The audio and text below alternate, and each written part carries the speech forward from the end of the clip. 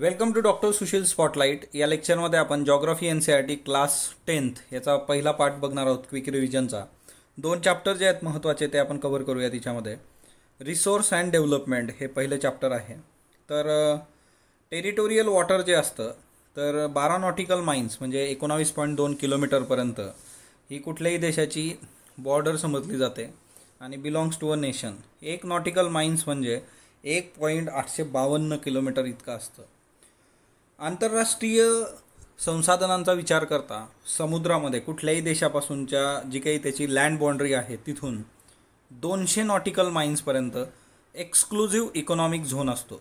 पण त्याच्या पुढे तो ओपन ओशन असतो. कुठल्याही इंडिव्हिज्युअल कंट्रीला ते संसाधनं वापरता येत नाही आणि त्याच्यासाठी जर तसं काही करायचं असलं तिथं जाऊन तर आंतरराष्ट्रीय स्तरावरच्या ज्या काही संस्था आहेत त्यांची परवानगी आवश्यक आहे. त्याच्यानंतर रिओ दी जेनेरिओ तुम्हाला माहीत आहे की रिओ दी जेनेरो अर्थ समिट वसुंधरा परिषद 1992ला झाली होती. पहिली आंतरराष्ट्रीय वसुंधरा परिषद आहे आणि एकंदरच पर्यावरणासंबंधीचे जे काही इश्यू असतील, संरक्षण असेल, सोशो इकॉनॉमिक डेव्हलपमेंट असेल, याची जागतिक स्तरावर तिथं चर्चा झाली.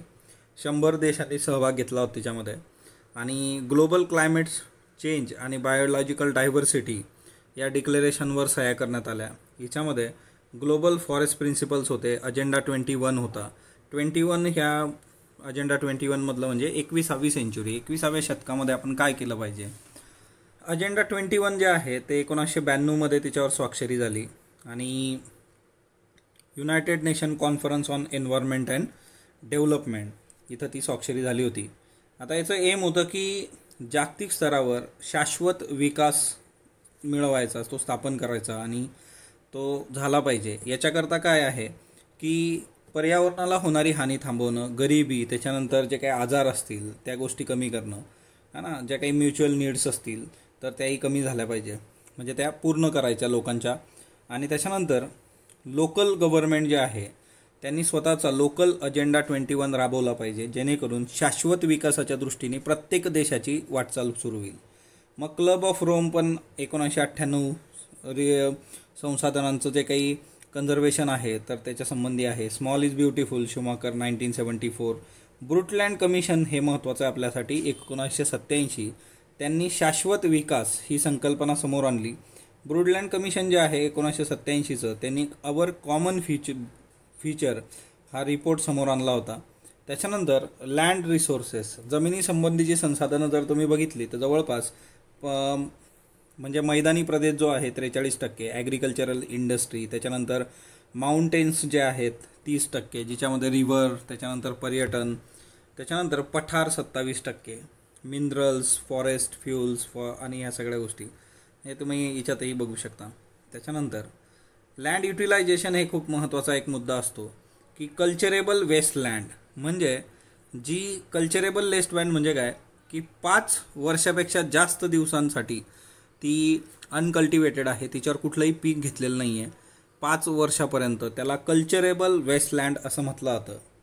फॉलो लँड काय असते तर करंट फॉलो म्हणजे काय, करंट फॉलो म्हणजे आता 1 वर्षात किंवा 1 वर्षापेक्षा कमी कालावधीसाठी कुठलंही पीक घेतलेलं नाही, त्याला करंट फॉलो म्हटलं जातं.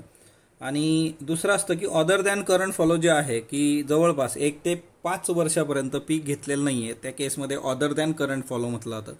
आणि कल्चरेबल वेस्टलँड म्हणजे काय 5 वर्षापेक्षा जास्त. सो त्या तीनही संकल्पना MCQसाठी लक्षात ठेवा. किती वर्षासाठी पीक घेतलं नाही तर त्याला काय म्हणतात. त्याच्यानंतर नेट सोन एरिया जो असतो की more than once in agriculture इयरमध्ये जे काही पीक घेतलं जातं त्याला नेट सोन एरिया म्हटलं जातं. ओके. तर त्याच्यानंतर नेक्स्ट वन जे आहे ते लँड डिग्रेडेशन आहे. जमिनीची हानी किंवा धूप किंवा या गोष्टी का होतात तर त्याचे रिझन्स काय आहेत. एक डिफॉरेस्टेशन, जंगलांची तोड, झाडांची तोड करणे, ओव्हर ग्रेझिंग, मोठ्या प्रमाणावर ग्रेझिंग चालतं. त्याच्यानंतर मायनिंग अँड क्वारिंग जे आहे तर याच्यामुळे डस्ट मोठ्या प्रमाणावर निर्माण होते आणि ती वॉटरमधून सॉईलमध्ये जाते, है ना, ती डस्ट जी असते ती. त्याच्यानंतर ओव्हर इरिगेशन हेही कारण आहे. वॉटर लॉजिंग होतं, त्याच्यामुळे सॅलिनिटी होते, जे सगळे जे काही क्षार असतात ते जमिनीवर येतात. अल्कलॅनिटी पण याच्यामध्ये होऊ शकते सॉइलमध्ये. तर डिफॉरेस्ट्रेशन, ओव्हर ग्रेझिंग, मायनिंग, खाणकाम वगैरे आणि ओव्हर इरिगेशन, मोठ्या प्रमाणात सिंचाई करणे प्रमाणाबाहेर, याच्यामधून जमिनीला हानी पोहोचते. भारतामध्ये जर तुम्ही बघितलं 2000मध्ये वेस्टलँड जे बघितलं तर पाण्यामुळे जवळपास 56% जमीन खराब झालेली आहे. फॉरेस्ट डिग्रेडेशनमुळे 28%, वाऱ्यामुळे विंड इरोडेड एरिया जो आहे तो 10% आणि सलाईन अल्कलाईन जे आहे ते 6%. आता हिच्यात टक्केवारीचं एवढी आहे की हिच्यामध्ये खूप काही फरक आजही 2020मध्ये पडत नाही. त्याच्यामुळे MCQसाठी आज एक गोष्ट लक्षात ठेवा की सर्वात जास्त जमिनीची हानी जी झाली आहे ती जास्तीच्या सिंचनामुळे झालेली आहे. सॉईल्सवर रेग्युलर प्रश्न विचारले जातात. ॲल्युवियल सॉइल जी आहे की जे नॉर्थर्न प्लेन आहेत, आपण बघतो सगळ्या हिमालयन रिव्हर जे घेऊन येतात वरतून ॲल्युमिनियम, तर ॲल्युवियल सॉइल जी आहे ती उत्तरेकडे तुम्हाला बघायला मिळते. याचं एक्सटेन्शन राजस्थान गुजरातच्या नॅरो कॉरिडॉरमध्येही बघायला मिळतो तुम्हाला. बाकी मग महानदीचा डेल्टा गोदावरी कृष्णा कावेरी, तर ईस्टर्न कोस्टल प्लेन्समध्ये पण ॲल्युवियल सॉइल बघायला मिळते. हिमालयन रिव्हर घेऊन येतात मी तुम्हाला सांगितलं. आता सॉईल पार्टिकल हिच्यामध्ये कसं असतं, जर सॉईल पार्टिकल मोठे असले तर ते रिव्हर व्हॅलीकडे असतात इनलँड, आणि कोर्स जर असलं तर अप्पर रिव्हर व्हॅलीमध्ये असतात हा ना, छोट्या ह्याच्यातले. तर ते एक लक्षात ठेवायचं. त्याच्यानंतर पेडमॉन्ट म्हणजे काय, फूट हिल किंवा फूट ऑफ माउंटेन्स. तर ते एक लक्षात ठेवायचं की पिडॉमेंट प्लेन्स जे काय असतात तर ते जिथून पर्वत संपतो म्हणजे त्या बेस ऑफ माउंटेन तिथं असतं, त्याला डुआर, चाओस, तरई असं म्हटलं जातं है ना. तरई आपण बघितलेलं आहे. त्याच्यानंतर नेक्स्ट वन जे आहे ते म्हणजे ओल्ड ॲल्युमिनियम आणि न्यू ॲल्युवियल. हे आपण दोन्ही बघितलेलं आहे. ओल्ड ॲल्युवियल जे असतं त्याला भंगार म्हटलं जातं आणि तिच्यामध्ये मोठ्या प्रमाणावर कंकर्स म्हणजे काय ते है ना, कॅल्शियमचे खडे जे असतात ते मोठ्या प्रमाणावर असतात. आणि न्यू ॲल्युमिनियल जे असतं ते मोर फाईन पार्टिकल्स असतं आणि फर्टाईल असतं ते. आता ॲल्युवियल सॉईल जी आहे ती खूप फर्टाईल असते, परंतु तिच्यामध्ये पोटॅश, फॉस्फरिक ॲसिड आणि लाईम कमी असतं. MCQसाठी लक्षात ठेवा. त्याच्यानंतर शुगर केन, पॅडी, व्हीट याच्यासाठी सगळ्यात आयडियल आहे. इंटेन्सली कल्टिवेटेड, डेन्सली पॉप्युलेटेड, मोठ्या प्रमाणावर कल्टिवेशन पण होतं आणि घनता जास्त आहे. आपण बघितलं आहे सगळं, गंगा ब्रह्मपुत्रा प्लेन्स किती लोक राहतात. सॉईल जे आहे तर ड्राय एरिया असला तर मोर अल्कलाईन असते सॉईल, आणि प्रॉपर ट्रीटमेंट दिली इरिगेशन आणि तिच्यानं तुम्ही वर्क करू शकता. ब्लॅक सॉईल ज्याला रेगूर पण म्हटलं जातं, ब्लॅक सॉईलला रेगूर म्हटलं जातं. आणि डेक्कन ट्रॅप जो आहे सगळा, डेक्कनचं जे काही पठार आहे सगळं आपलं बॅसॉल्ट रिजन, तिथं आपल्याला ही रेगूर सॉईल बघायला मिळते. महाराष्ट्र, सौराष्ट्र, माळवा, मध्य प्रदेश, छत्तीसगड. आता याचं जे नेचर असतं ते क्लेई असतं. काळी माती तुम्ही बघितली असेल महाराष्ट्रात आपल्याकडं आहे मुबलक प्रमाणात. तिचा गारा होतो आणि तो चिकट असतो है ना. आणि ऑइल जी काही सॉईल आहे ती न्यूट्रिएंट्स हिच्यात काय काय असतात तर कॅल्शियम, त्याच्यानंतर मॅग्नेशियम, पोटॅश, लाईम. पण फॉस्फोरिक कंटेंट हे ब्लॅक सॉईलमध्ये कमी असतं. त्याच्यानंतर आता हिच्यामध्ये काय असतं की नॅचरल एरिएशन होतं. हिच्यामध्ये काय होतं की ज्या वेळेस समर सीझन असतो किंवा खूप हॉट सीझन असेल, हॉट वेदर असेल, तर त्याला क्रॅक्स जातात ह्या ब्लॅक सॉईलला. आणि स्टिकी असतं, खूपच स्टिकी असतं. ज्यावेळेस पाणी जातं तर त्यावेळेस ती चिकट गारा होतो त्याचा मान्सूनमध्ये. म्हणून प्री मान्सूनच्या वेळेसच याची सगळी जमिनीशी जर आपण मशागत केली नाही तर नंतरच्या काळात ब्लॅक सॉईलच्या बाबतीत ते होऊ शकत नाही. कॉटनसाठी सगळ्यात बेस्ट आहे.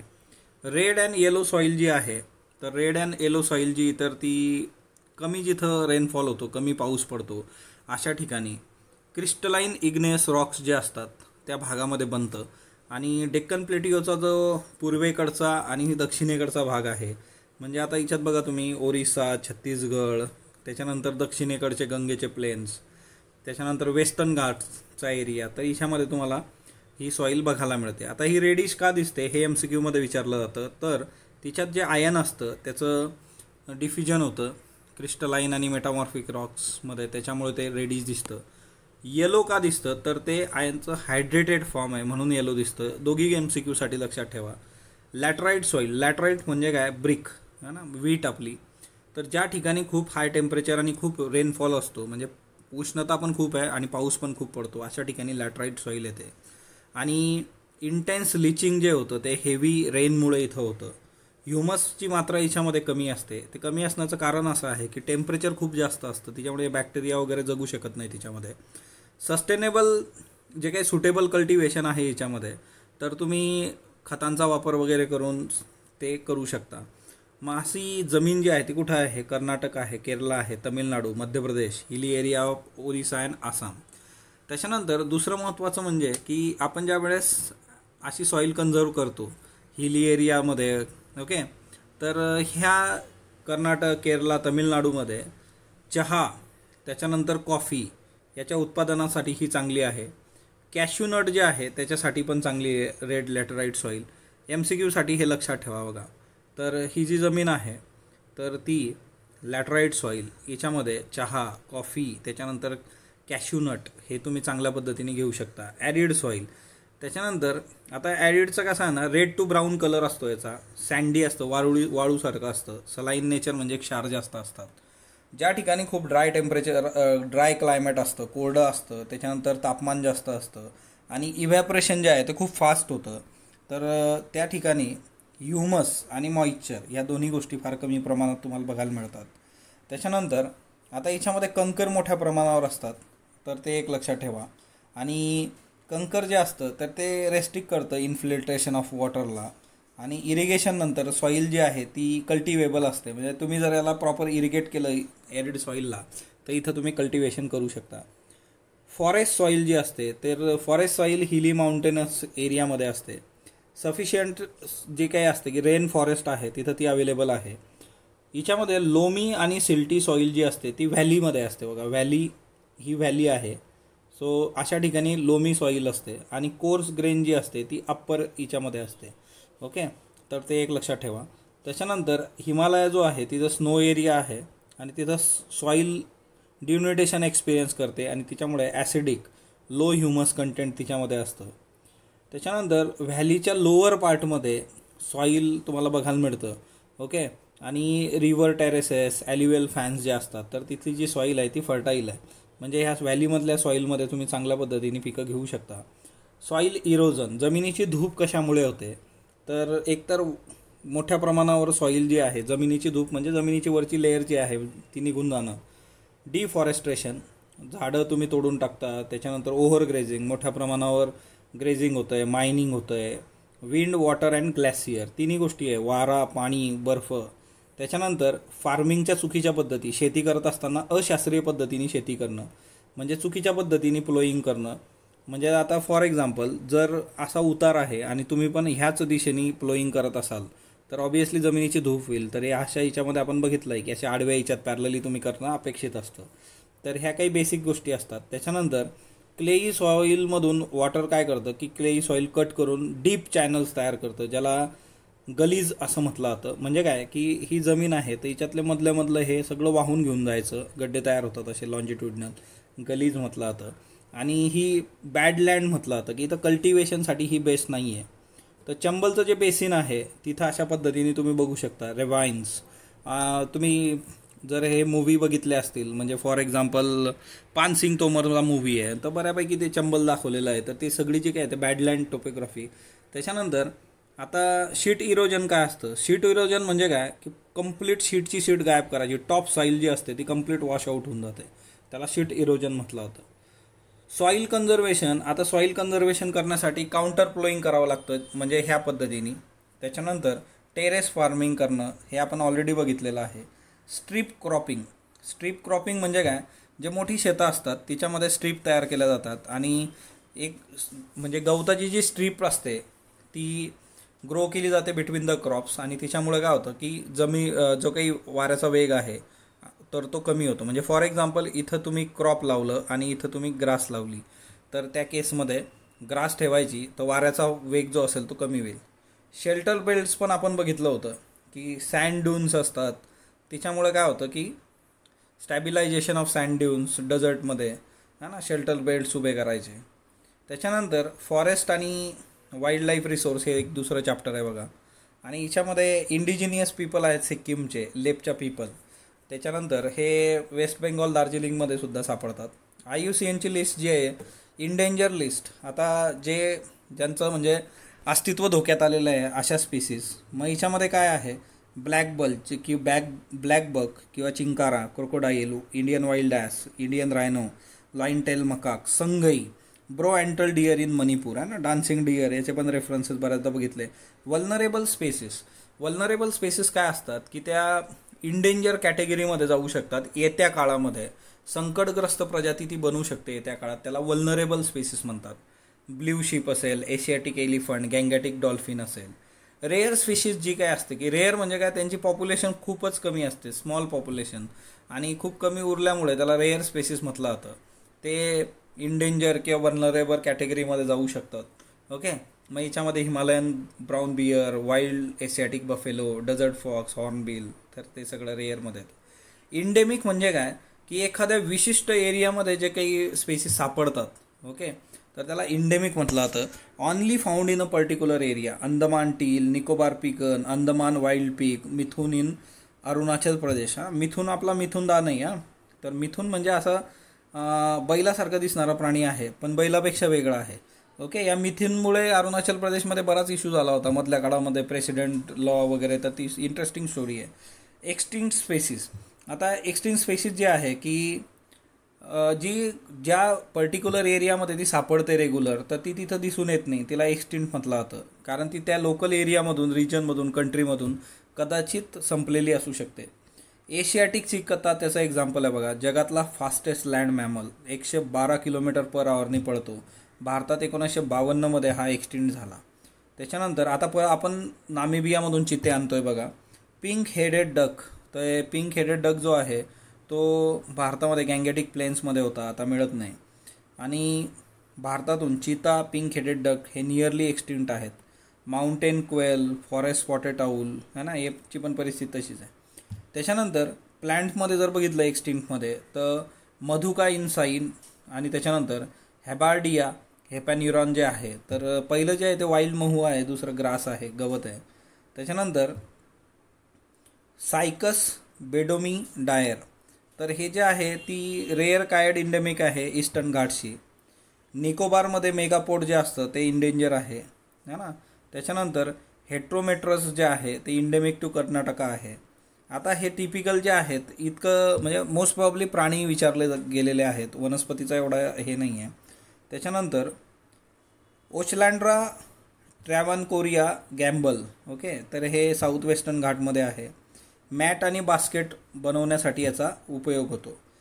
इम्ब्लिका रिब्स, तर हे इमॅच्युअर फूड्स बरोबर मेडिसिनल टिंबर आहे. मेडिसिनमध्ये इम्ब्लिका राईब्सचा वापर केला जातो. त्याच्यानंतर इनरिचमेंट प्लांटेशन. आता हे इनरिचमेंट प्लांटेशन काय असतं, की एखाद्या विशिष्ट स्पेसिसला फेवर करायचं आणि प्रमोट करायचं, आणि सिंगल कमर्शियली व्हॅल्युएबल स्पेसिस ज्या काही असतात तर त्या याच्यामध्ये येतात. याच्यामुळे इकोसिस्टमचं मोठ्या प्रमाणावर नुकसान होतं. म्हणजे फॉर एक्झाम्पल टीक मोनोकल्चर जे आहे, तर टीकमुळे काय आहे, नॅचरल फॉरेस्ट जे आहे दक्षिण भारतातली ती नष्ट होण्याच्या मार्गावर आहे. चीर पाईन जे आहे प्लांटेशन हिमालयामध्ये होतं, तर त्यांनी ओकला आणि रोडोडेंड्रॉन फॉरेस्टला रिप्लेस करून टाकलेलं आहे. त्याच्यानंतर बगजा टायगर रिझर्व. बगजा टायगर रिझर्व जे आहे ते वेस्ट बेंगॉलमध्ये आहे. डोलामाईट मायनिंग जे होतं तिच्यामुळे ते अफेक्ट झालेलं आहे. ग्रेट इंडियन एलिफंट बगजा टायगर रिझर्वमध्ये तुम्हाला बघायला मिळतो. हिमालयन यू जे आहे ते मेडिसिनल आहे. हिमाचल प्रदेश, अरुणाचल प्रदेशमध्ये सापडतं. MPSC प्रीचे पेपर जर तुम्ही बघितले असेल तर तिच्यात हा प्रश्न एकदा विचारून झालेला आहे MPSC प्रिलिम्समध्ये. टॅक्झॉल जे आहे ते केमिकल कंपाऊंड आहे. Bark, needles, twigs, root of the trees. Cancer drug आहे हे, आणि अँटी कॅन्सर ड्रग म्हणून जगात याचा वापर होतो. याचं खूप ओव्हर एक्सप्लॉयटेशन होतं आहे. हिमालयन यू लक्षात ठेवा, टॅक्झॉल. त्याच्यानंतर 3 प्रकारचे क्रोकोडाईल असतात. Fresh water crocodile, salt water crocodile आणि घरियाल. रिझर्व्ह फॉरेस्ट जे आहे, तर रिझर्व्ह फॉरेस्ट जे आहे तिच्यामध्ये जवळपास आतापर्यंत भारतामधले 50% जे फॉरेस्ट आहे ते रिझर्व्ह फॉरेस्ट आहे. म्हणजे for example conservation forest or wild life. आणि याच्यामध्ये मोठा भाग जम्मू काश्मीर, आंध्र प्रदेश, उत्तराखंड, केरला, तमिळनाडू, वेस्ट बेंगॉल, महाराष्ट्र. तर large percentage of reserve forest जे आहे टोटल फॉरेस्ट एरियामधलं सर्वात जास्त जे आहे ते रिझर्व्ह फॉरेस्ट आहे. ओके, प्रोटेक्टेड फॉरेस्ट किती आहे? 1/3 जे आहे ते प्रोटेक्टेड फॉरेस्ट आहे. म्हणजे जवळपास 33% जे आहे ते प्रोटेक्टेड आहे. फॉरेस्ट डिपार्टमेंट याच्यासाठी गोष्टी बघत असतं जे काय लागतील त्या. त्याच्यानंतर हे प्रोटेक्टेड का असतात, की इथं अजून संसाधनांची हानी होऊ नये त्याच्याकरता प्रोटेक्टेड असतात हे. आणि बिहार, हरियाणा, पंजाब, राजस्थान, ओडिसा, हिमाचलमधले आहे. अनक्लास्ड. आता जे प्रोटेक्टेड आणि रिझर्वमध्ये येत नाही ते अनक्लास फॉरेस्ट आहेत सगळे. आणि दुसरं महत्त्वाचं म्हणजे की हिच्यामध्ये गव्हर्नमेंट, प्रायव्हेट, इंडिव्हिज्युअल कम्युनिटीजचे जे काही फॉरेस्ट वेस्टलँड असेल ते बिलॉंग करतात. ईस्ट स्टेट किंवा मग पार्ट ऑफ गुजरात जर तुम्ही बघितलं तर जवळपास याच्यात हाय पर्सेंटेज आहे अनक्लास फॉरेस्ट, कारण ते मॅनेज लोकल कम्युनिटीज इथं फॉरेस्ट आणि वेस्टलँडला मॅनेज करत असतात. त्याच्यानंतर परमनंट फॉरेस्ट इस्टेट काय असतं? परमनंट फॉरेस्ट इस्टेट म्हणजे काय? रिझर्व आणि प्रोटेक्टेड फॉरेस्ट जे असतात त्याला परमनंट फॉरेस्ट इस्टेट म्हटलं जातं. आणि टिंबर किंवा अदर फॉरेस्ट प्रोड्यूस म्हणजे जे काही असतील बाकीचे अदर दॅन टिंबर, मग बाकीचे मायनर प्रोड्यूस जे असतात त्याच्यासाठी याचा वापर होतो. मध्य प्रदेश जे आहे ते लार्जर एरिया आहे परमनंट फॉरेस्टचा, जवळपास 75% टोटल फॉरेस्ट एरियाच्या जे आहे ते लार्जर परमनंट फॉरेस्ट आहे मध्य प्रदेशमधलं. तर हे MCQ साठी लक्षात ठेवा. रिझर्व अधिक protected is equal to permanent forest. Okay. त्याच्यानंतर सॅक्रेड ग्रूव्स असतं बघा. तर सॅक्रेड ग्रूव्स काय आहे की लोकांचे बिलीफ्स असतात की वर्कशिप, पूजापाठ वगैरे तिथं केलं जातं है ना. आणि नेचरच्या याच्यामध्ये की जिथं ज्याला व्हर्जिन फॉरेस्ट पण म्हटलं जातं, हे आपण ऑलरेडी बघितलेलं आहे की जिथं लोकांचा फार हस्तक्षेप कमी असतो, त्याला धक्का लागू दिला जात नाही, त्याला सॅक्रेड ग्रूव्स असं म्हटलं जातं. आणि अनटच्ड बाय लोकल पीपल है ना, इंटरफरन्स बॅन असतो. मग मुंडाज किंवा संताल जे आहे छोटा नागपूर रिजन, तर तिथे महुआ आहे, कदंब ट्रीज आहे, तर हे सॅक्रेड ग्रूव्स आहेत त्यांचे. बिहार ओरिसामध्ये टॅमरेट जे आहे त्याची पूजा केली जाते. त्याच्यानंतर मँगो है ना, मँगोची आहे ना trees during the weddings. Mango आपल्याकडे पण असतं बा, लग्नाच्या याच्यामध्ये आंब्याची पानं लावतात है ना, किंवा कुठल्याही शुभ कार्याला पीपल, बनियान ट्री है ना, याची पण पूजा करतात है ना 7 जन्मासाठी है ना. चिपको मुवमेंट जे आहे हिमालया आणि डिफॉरेस्टेशनच्या अगेन्स्ट होतं. इंडिजिनियस स्पेसिस ज्या होत्या त्यांचं डिफॉरेस्टेशन होता कामा नये. आणि चिपको मुवमेंट तुम्हाला माहीत आहे. त्याच्यानंतर बीज बचाव आंदोलन पण आहे तेहरी नवधान्याच्या अंडर, की जे विदाऊट सिंथेटिक केमिकल्स आहेत, जे ओरिजिनल बीज आहे ते आपण वाचवले पाहिजे त्याच्या संबंधी. त्याच्यानंतर joint forest management. Joint forest management काय आहे की लोकल कम्युनिटी मॅनेजमेंटमध्ये घ्यायच्या, की जेणेकरून जे काही संसाधन जे आहेत जंगलातले त्याचं डिग्रेडेशन होता कामा नये. 1988 ओरिसाने पहिल्यांदा first resolution for joint forest management केलं होतं. सो ओरिसा महत्त्वाचं आहे आपल्यासाठी इथं, तर ते एक लक्षात ठेवा. लोकल लोकांना घेतलं तर फॉरेस्टची डेव्हलपमेंट आणि मॅनेजमेंट सोपं होऊन जातं, त्यांना विश्वासात घेणं गरजेचं आहे है ना. तर ते एक महत्त्वाचं आहे. सक्सेसफुल प्रोटेक्शन करता जॉईंट फॉरेस्ट मॅनेजमेंट लोकल लोकांबरोबर करायचं. तर स्पॉटलाईट बरोबर जोडलेलं राहा. स्पॉटलाईटला लाईक करा, शेअर करा, सबस्क्राईब करा. धन्यवाद विद्यार्थी मित्र.